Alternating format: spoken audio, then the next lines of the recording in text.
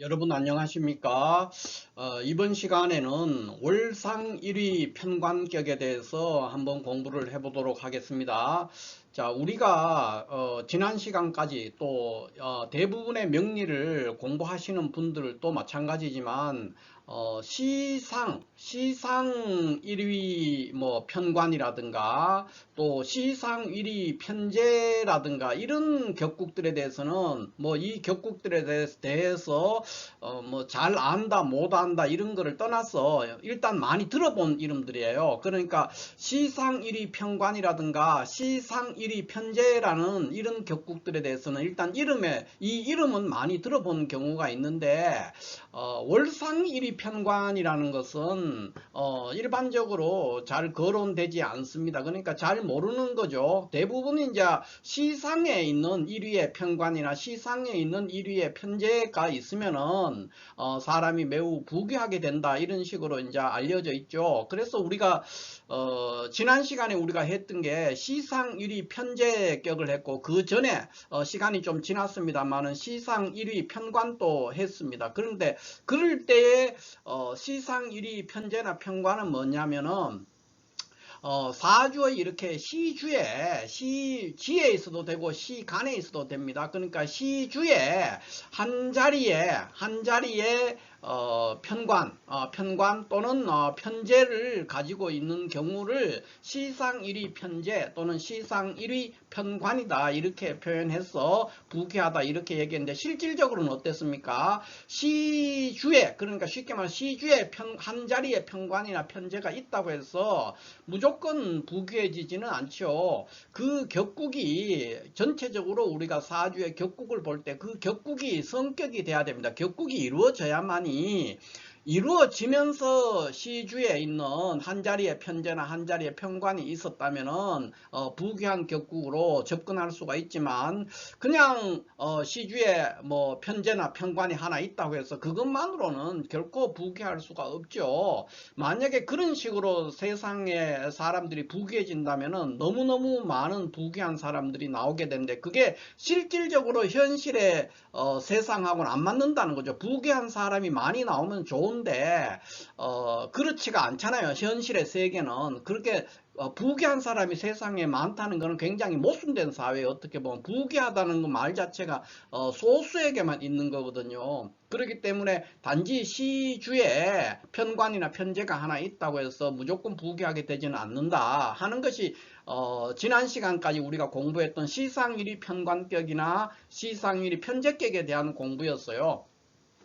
그러면은 이제 시상에는 그렇고 월상일이 편관이라는 거는 어떤 거냐는 거죠. 그래서 여기에 보면은 월상에 있는 일위의 편관격은 어떤 격인가에 대해서 이렇게 설명을 제가 간단하게 붙여놨어요. 그래서 이걸 한번 살펴보면은 시상일위 편제나 시상일위 편관하고 차이가 뭐냐 하면은 시상에 있는 일위의 편관이나 편제 얘기할 때는 뭐 시간이든 시지든 거기에 한 자리에 편제나 편관이 있으면은 그거를 시상일위 편제라든가 시상일위 편관이라고 얘기를 하고 그 편제나 편관이 제복이 돼서 격국이 이루어졌다면은 충분히 부귀하게 될 수 있는 그런 구조인데 월상일위 편관은 뭐냐면은 이거는 월지를 기준으로 얘기를 하는 겁니다. 그러니까 월간에 편관이 있는 것을 얘기하는 게 아니고요. 월상이라고 하니까 이게 월간을 얘기하는 거야. 월의 위 이런 뜻이니까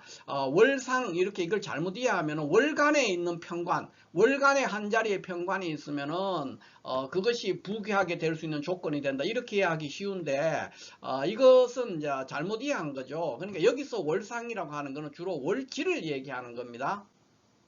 월지에 편관이 있는 거예요. 그러면은 꼭 월지에만 있어야 되느냐? 그러니까 월지에는 기본적으로 있어야 되고 이런 경우에요. 그러니까 만약에 기토가 일간이라 그러면은 을묘월주라면은 이런 경우에는 월상에 있다고 보는 거예요. 월간에도 물론 있지만은 월지가 편관이잖아요. 이렇게 돼서 이런 경우에는 월상에 있는 경우를 얘기하는 게 아니라 어차피 월지에 있는 묘목 그러니까 여기 지장간에 있는 을목을 사용하는 것이기 때문에 이런 경우는 이제 월상일이 편관이라고 얘기 얘기를 할 수 있다는 거죠. 그러니까 그러나 기본적으로 월상 일이 편관은 월지에 편관이 있어야 된다는 거예요. 그게 기본이라는 것이죠. 이렇게 해서 이제 월상 일이 편관이라는 것은 조건이 월지에 편관이 있었을 때 그거를 월상일이다 이렇게 표현한다는 거죠. 다시 제가 말씀드리지만 월상이라고 해서 요 상자에 필이 꽂히게 되면은 월간이라고 이해하기 쉬워요. 그러니까 월간이 아니고 기본적으로 월지에 편관이 있을 때를 월상일위 편관격이다 이렇게 말하고, 그러니까 그러니까 우리가 격국으로 말하면 월지가 편관이라고 하는 것은 결국은 편관격, 그러니까 칠살격을 말하는 거잖아요. 그러니까 이건 어떻게 됩니까?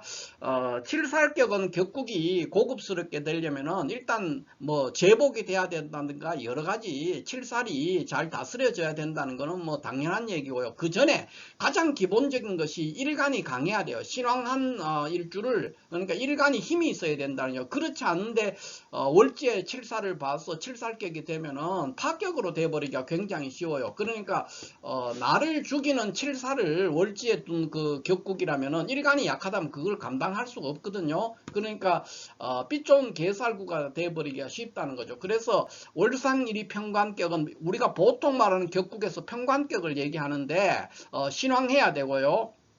그 다음에 충이 많으면은 안 됩니다. 그러니까 편관격 자체는 일주가 매우 월지가 편관이기 때문에 일주가 매우 약해질 가능성이 매우 많습니다. 그렇기 때문에 충이 있으면 그 충을 감당하기가 어려워요. 그래서 뭐 한 개 정도의 충이 있는 거는 괜찮아요. 그런데 두 개, 세 개의 형충이 있으면은 매우 일주가 흔들려서 그 편관을 다스릴 수가 없는 그런 일이기 때문에 충이 많은 것을 꺼린다 그랬고, 양인살을 반긴다 그랬습니다. 그러니까 양인살이라고 하는 것은 연간, 이 연간에 양인에 해당되는 것이 월이나 일이나 시에 있을 때를 양인이라고 한단 말이에요. 양인살, 양인이라고보다 양인살이라고 하죠. 신살로 양인살은 우리가 격국으로 말할 때 양인격과 다른 겁니다. 그래서 신살로 말할 때 양인살이라고 하는 것은 연간 글자, 연간이 양간이죠. 이렇게 양간들인데, 양간일 때, 그러니까 월이나 일이나 시에 양인이니까 이 경우면 병화니까 오화가 될 것이고, 이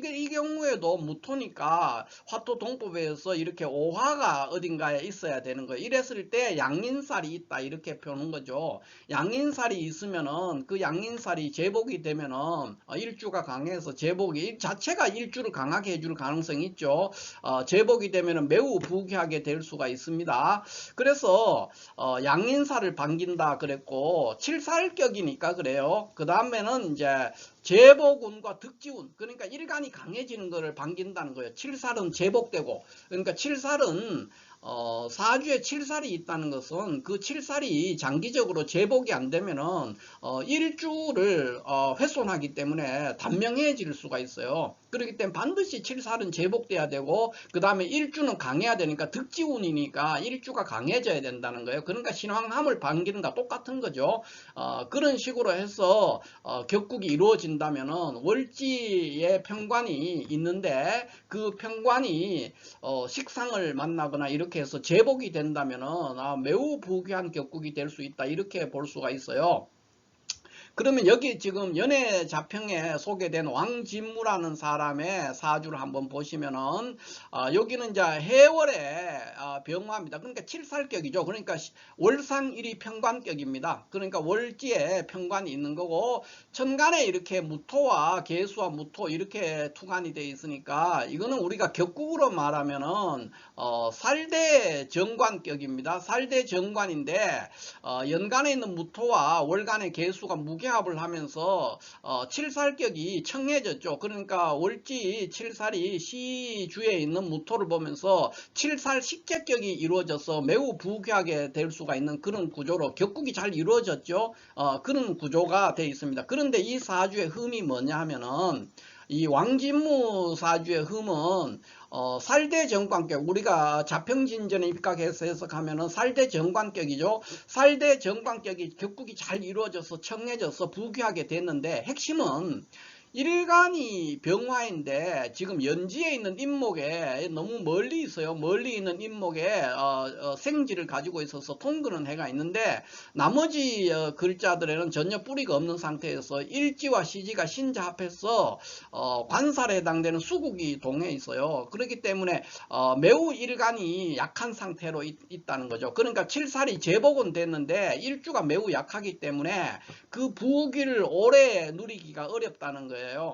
그래서 이 사람은 지금 여기 보이는 정묘대운에 수명을 다했거든요. 그렇게 책에는 그렇게 나옵니다. 고서에는. 그러니까 정묘대운 중에 죽었다고 돼 있는데 이 정묘대운이면 이제 4대운이니까 아마 40대 우리 나이 지금 같은 한 40대 초반쯤 될 것 같아요.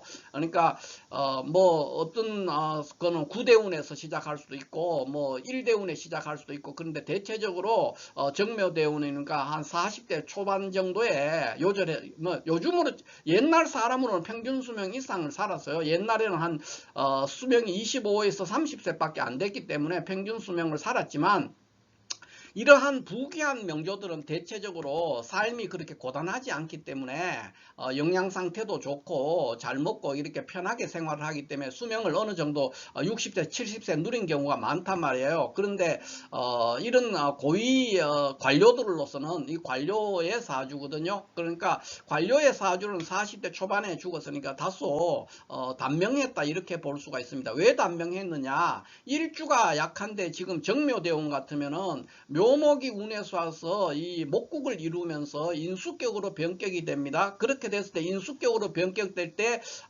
정관이 지금 합되고 식신을 남겼으니까 바람직스럽지가 않아요. 그런데 만약에 정묘대운 중에 또 천간으로 뭐 개나 이런 정관운이 왔다 그러면은 파격이 돼버려요. 무게합하면서. 그러면서 정관이 손실됐기 때문에 단명할 수밖에 없는 그런 형국을 맞이했을 것이다 이렇게 볼 수가 있습니다. 그러니까 원사주가 해월병화로서 일주가 매우 약한데 또 거기다가 일시지가 신자합을 해가 있기 때문에 그런 걸로 인해서 일주가 매우 약해져 있었다는 거죠. 그래서 운에서 조금만 그거를 건드리는 것들을 만나게 되면은 수명을 유지하기 어려워되는 그런 상황이다 이렇게 볼 수 있고, 여기에 보이는 또 연애자평에 역시 연애자평에서 소개되고 있는 건데 이 마장사의 사주를 보면은 마장사의 사주도 어떻습니까? 월지 인목이 인월에 무토니까 평관격이죠. 평관격이 천간에